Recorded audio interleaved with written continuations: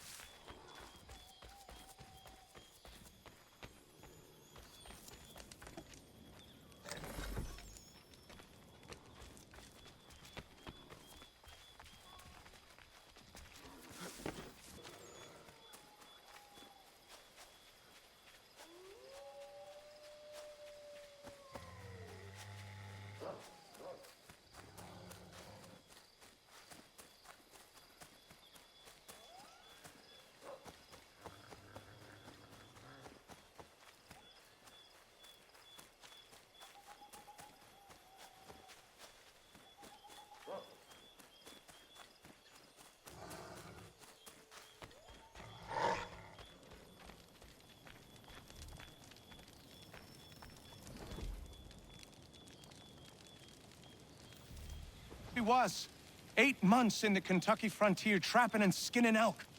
Well along my third bale when they came upon us. No less than a dozen Shawnee hunters had us surrounded at the point of musket and arrow. My bush partner froze up stiff.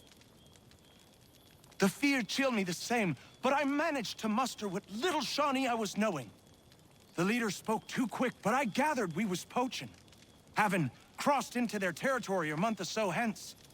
Their musket barrels stared us down, the heads of their arrows smiling sharp at our backs. I bumbled a proposition and busted Shawnee. Our full piece, my 3 bales, and my partner's 2 less a half, in exchange for us quitting the Shawnee bush on our own legs. Leader nods to his boys. They load up our take and start back into the trees. The honcho stays a spell longer, just staring right through us with his 2 black eyes. And then he was gone. We picked up, set back east the way we came. Months of profit lost, but our own hides intact. Never saw the Shawnee again, but I know they was following us. I could feel their eyes on our backs, clear to North Carolina.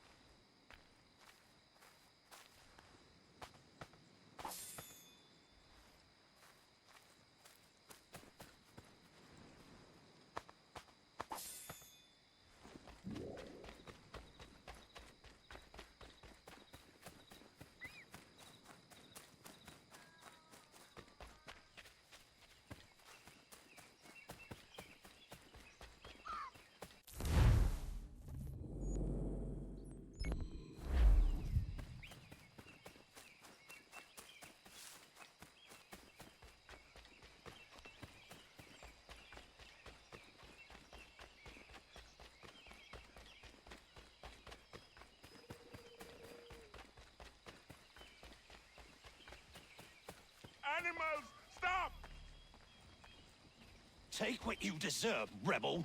Back off! This is not your business! Please! Stop! Shut that whore! You've been warned!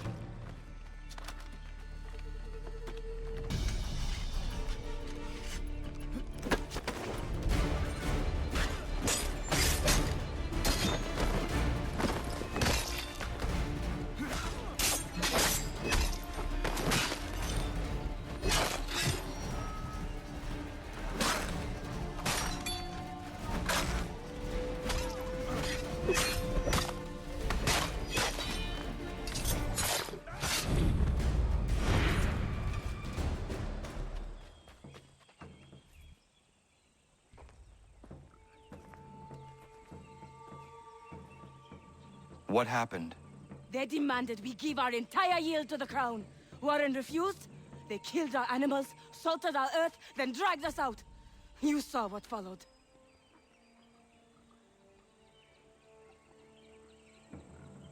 I'm afraid we have nothing to give you in thanks, stranger. We have nothing left. Perhaps there is something you could do instead. Anything. I live in a small community not far from here. The soil is rich. The people I live with would have need of fresh vegetables, wheat, or corn. If you were to rebuild your farm, you may prosper. What kindness is this? We'll certainly come see. Thank you.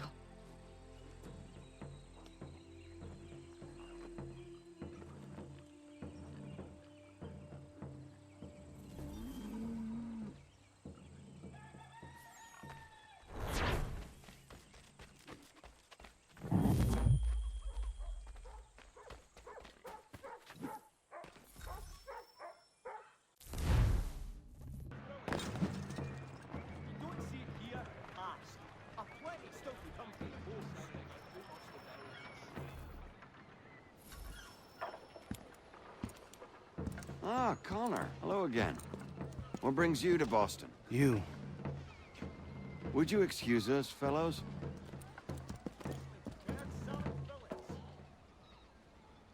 Thank you. That conversation was about to turn unpleasant. Now, what can I do for you? I was hoping you could help me locate William Johnson. Of course. I'm headed to a meeting with some men who should be able to help. Why don't you come along? It's good to see the people finally taking a stand against injustice. Says the man who owns a slave. Ooh, sorry? I practice what I preach, my friend. She's not a slave, but a freed woman, at least on paper. Men's minds are not so easily turned. It's a tragedy that for all our progress, still we cling to such barbarism. Then speak out against it. We must focus first on defending our rights. When this is done, we'll have the luxury of addressing these other matters. You speak as though your condition is equal to that of the slaves. It is not. Tell that to my neighbor who was compelled to quarter British troops, or to my friend whose store was closed because he displeased the crown.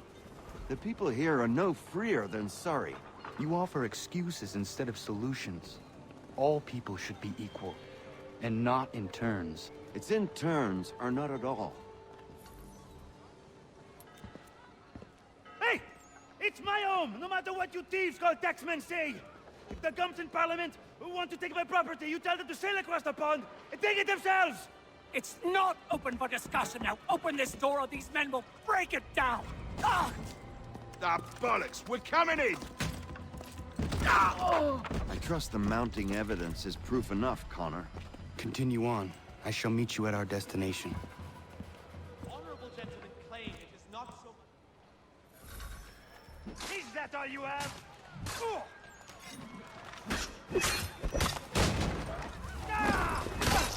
Could use some support!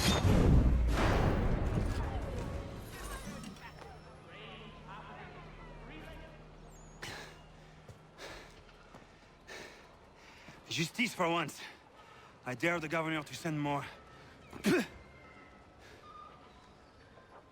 You all right? I'm fine. It's not my first dance. For all their teeth and claws, These little foxes, they fight like puppies. Thank you, my friend. I'd buy you an ale, but I'm expected somewhere else.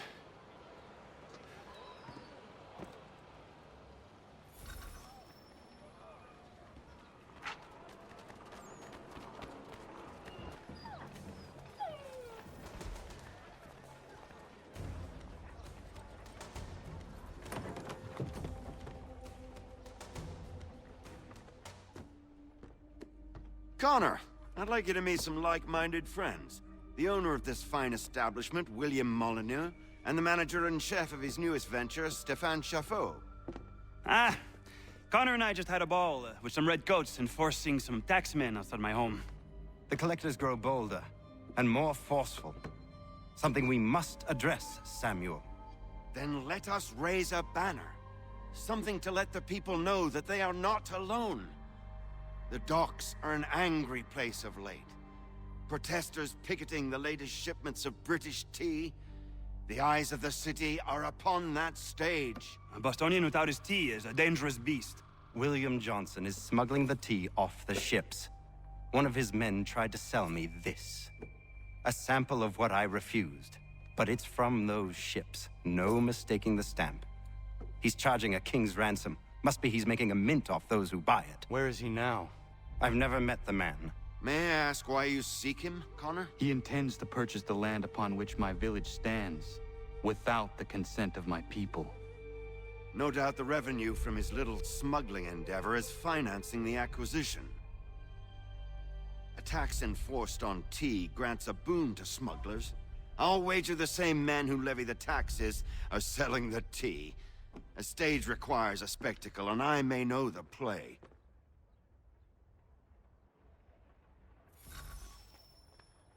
Connor, head back to the docks and see to the destruction of the tea. If you should need us, return here.